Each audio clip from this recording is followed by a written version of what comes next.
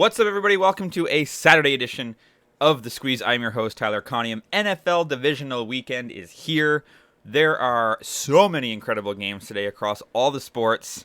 It's one of the better days of the entire year on the calendar, whether you like NBA, NHL, NFL, college basketball. We've got it all. Well, I don't have it all, but there is it all that exists.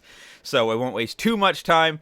Quickly, just talk about last night. We went 2-1. I was very excited. I was nervous about this card last night. I didn't love a lot of the bets that were on there, so I tried to pick the best three we could, and we went 2-1. So the Dallas Mavericks beat the Miami Heat quite handily, 115-190.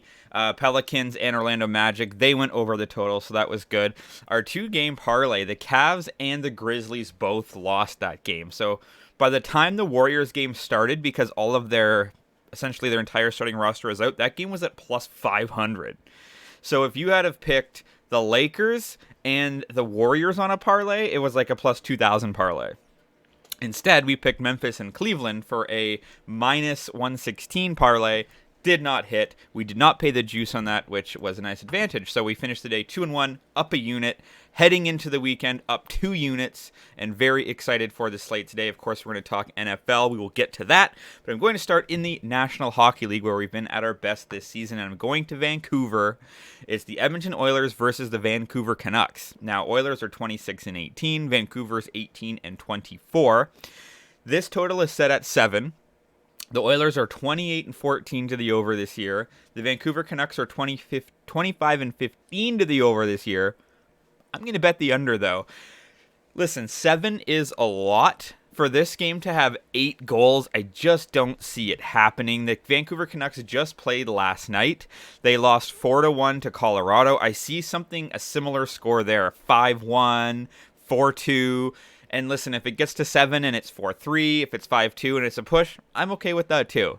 I just don't think it's going to be 5-4. I don't think it's going to be like 6-3. I just don't see that happening, despite the fact that both these teams are traditionally to the over this season. The last time they met was 2 days before Christmas. It was a 5-2 win for Vancouver, so that would have been a push.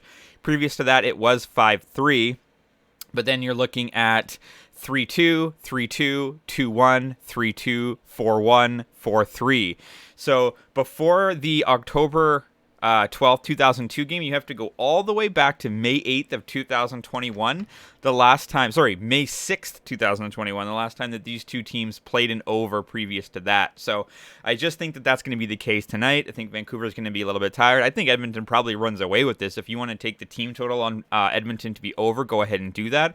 But I just don't see Vancouver being able to score enough for this to be an over game. So I'm going to take the under 7, that's minus 115 at BetMGM. Going to the NBA, there's going to be a bit of a Philadelphia theme here today. Philadelphia 76ers are on the road at Sacramento Kings. I like the Philadelphia 76ers minus 3.5 on this game. Sacramento just played last night. They won 118-113 versus Oklahoma City, so they might be a little bit tired coming into tonight's game. When you look at their injury report, they don't have any injuries currently, but they had a ton of people out with non-COVID illnesses that are just starting to return as of last night. These guys are going to be tired. They're coming off an illness. I don't necessarily know that a lot of them will even play, given that they just beat Oklahoma City last night. We could be in for a little bit of a Golden State Warriors potential. Now you might say, well, the Warriors did that and they won last night. Fair enough, and that might just happen, but I don't see it happening. When you look at their recent matchups, the 76ers are 13-3 ATS the last 16 times they've played in Sacramento, and the last 29 times they've met, the 76ers are 21-8 ATS. Now, Sacramento's been pretty brutal as of late, over the course of the last few years. They are 26-18 this year, but Philly's been good on the road. They're 12-9. Sacramento's been okay at home at 15-9. Currently, the Philadelphia 76ers have won 8 of their last 10 basketball games. You look at Sacramento, and they've won 7 of their last 10. So both are on a hot streak, but I just look at the back-to-backs, the illnesses that they were facing. These guys are going to be tired. I just think that Philadelphia can pull this one out, and I think that they're the better team as well, between Embiid, Harden, etc., for them to cover the minus 3.5. I got that for minus 110 at DraftKings. Now, let's start talking about the NFL. The reason I'm making this bet is, I think it's going to win, but I do have a little bit more at stake in terms of being able to pay the juice a little bit more and hedge a little bit more. So if you've been following this show / podcast, you know that we've got 3 bets for the New York Giants to win the Super Bowl. I've got them at plus 25,000 to beat the Chiefs, plus 35,000 to beat the Bills, and plus 50,000 to beat the Bengals. All of those are on a third of a unit. So worst case scenario, they beat the Chiefs. We are looking at an 83 unit win if the Giants win the Super Bowl, right? So we have the potential to fairly easily play off of that. We could wager essentially 40 units to get us there and still win 40 units as the worst case scenario. Now, I don't want to go too far down the rabbit hole, but for today, I'm just going to keep it fairly simple.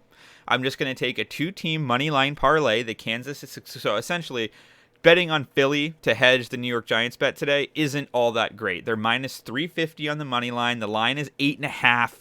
It's just at a place that I don't necessarily like that. There's too much potential to either pay way too much juice, like you're going to end up paying 4 or 5 units of juice just to win that back. Don't love that. And then there are some things you can kind of tinker around with, betting the quarters, betting that and that. But you got to get a little bit cute. So I said, why don't we just keep it simple? I'm going to take the Kansas City Chiefs money line, Philadelphia Eagles money line. This is a minus 175 parlay at BetMGM. I'm going to pay the juice. I'm going to pay the 1.75 units. Because listen, if the Kansas City Chiefs lose to the Jacksonville Jaguars today, take the money, fair enough, whatever. I cannot possibly see the Kansas City Chiefs losing at home to the Jacksonville Jaguars. Trevor Lawrence said he can't imagine it's going to be that hard to play in Arrowhead. It's not going to be all that loud. Listen, they had a very good second half against the Chargers. The Kansas City Chiefs are not the Chargers. Andy Reid is the coach. Patrick Mahomes is the quarterback. They're a very, very good football team. They're the favorites to win the Super Bowl. So that leg, I feel, will pass. And then, essentially, we have a Philadelphia Eagles minus 175 money line. If that was the straight-up line, I would pay the juice, and I would make that wager to win a unit back and cover our New York Giants futures. So that is the play for today.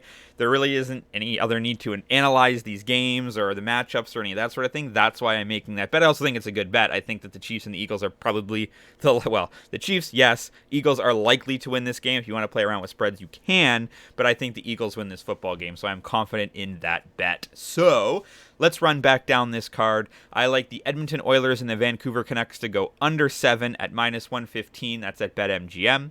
I like the Philadelphia 76ers minus 3.5 at Sacramento. That's minus 110 at DraftKings. And I like a 2-team money line parlay in the NFL. Kansas City Chiefs, Philadelphia Eagles, minus 175 at BetMGM. Paying the juice.